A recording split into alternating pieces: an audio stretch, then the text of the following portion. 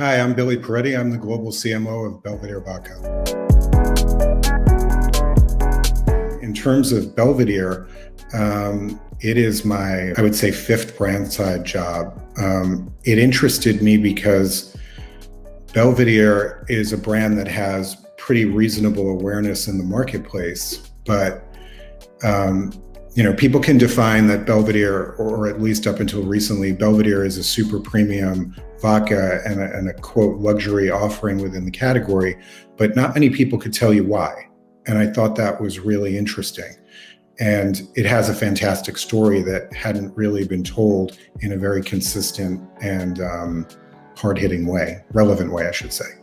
In the 90s, when Belvedere was created, it was really anchored in the brand's DNA, which holds true to this day, which is about natural character, which is equal parts ingredients as well as values, determined optimism, always thinking forward, respecting the past, but being mindful of the future and being modern, power of the collective, being part of a we, not me culture, and audacious beauty. So showing up in a very bold and exciting way in anything that we do.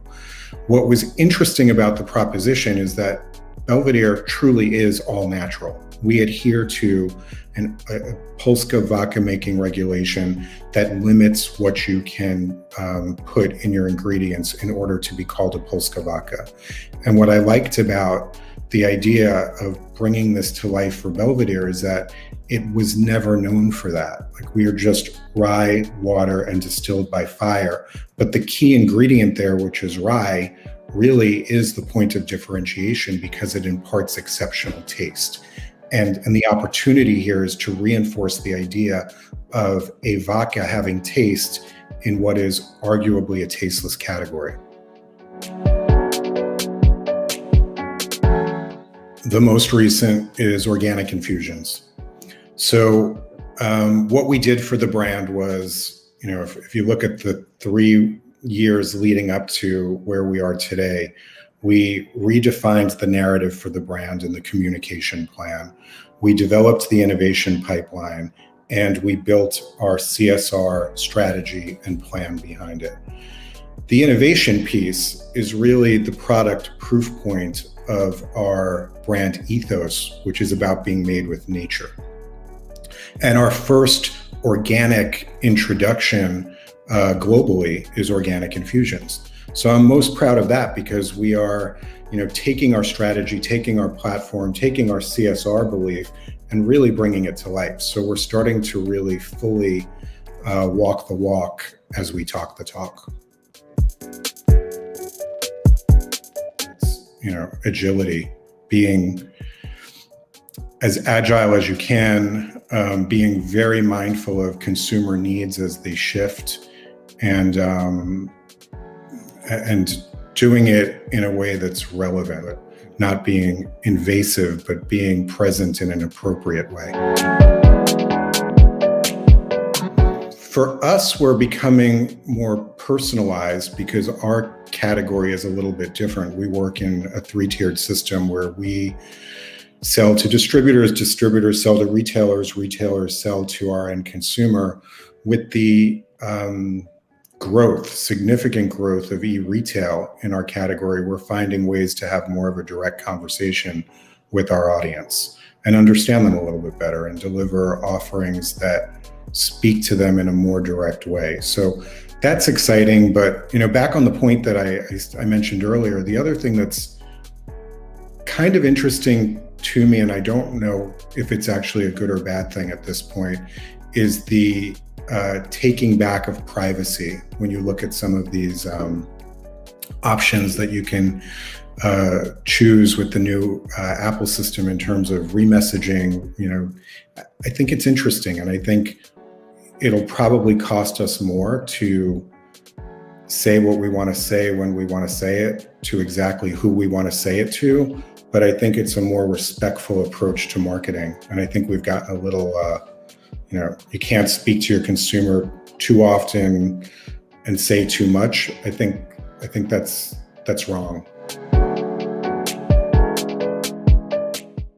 When I was at in LVMH corporate, I worked across the portfolio, and the woman at the time who headed up Dior, fashion and beauty, this woman by the name of Pamela Baxter, I was having lunch with her right when I was onboarding at Moet Hennessy.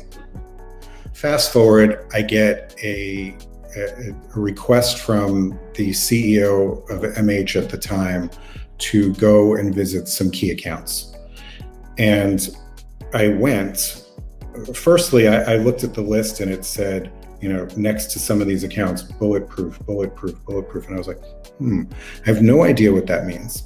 And I realized that it's not like a short tagline for solid business. It's that there are some accounts where our product is sold behind bulletproof glass.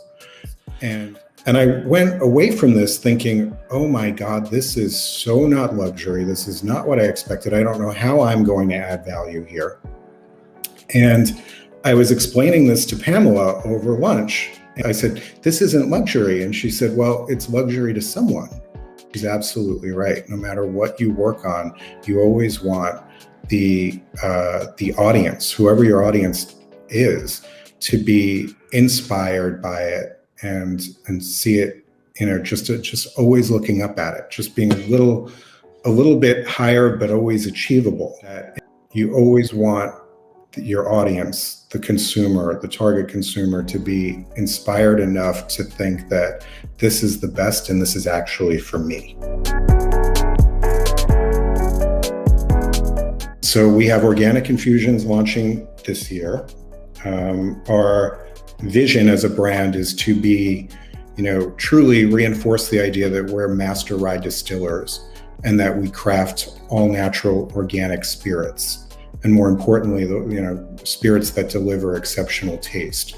So you'll, maybe see us venture into projects beyond vodka. Maybe we'll, lean into occasions. Like we have some interesting things brewing with the RTD category in one of our markets we will be launching this year. So it's really looking at what we do best, which is distilling rye, and understanding how we can manipulate that around categories and also around occasions that are suited for our audience. I didn't operate personally in a very structured workday, personal day way to begin with. What the pandemic did to me, which was a bit of a shock, was eradicate travel. And I was on a plane, I guess, every other week to country X or country Y, because we're pretty well distributed around the globe. It taught me that, solutions can be made and you don't have to be face to face all the time to get work done. I also had a big concern about my team and their morale, because we have a very diverse team, and some are families, some are single people, some are couples, some are younger, some are older, hugely international overall, some living in New York feeling very isolated. How do you create community as a leader and keep people's morale up? So it was really taking our picture and repositioning everything on a daily basis. So again, it goes back to agility and learning how to be more agile, but also figuring out how to manage your personal life. So, I have a 3-year-old. We had no help.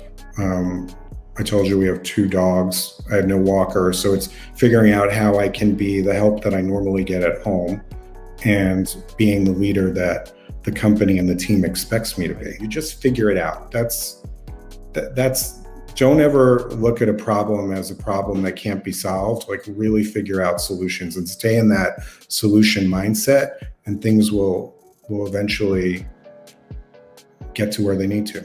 Hey, I'm Billy, and thanks for watching On Brand.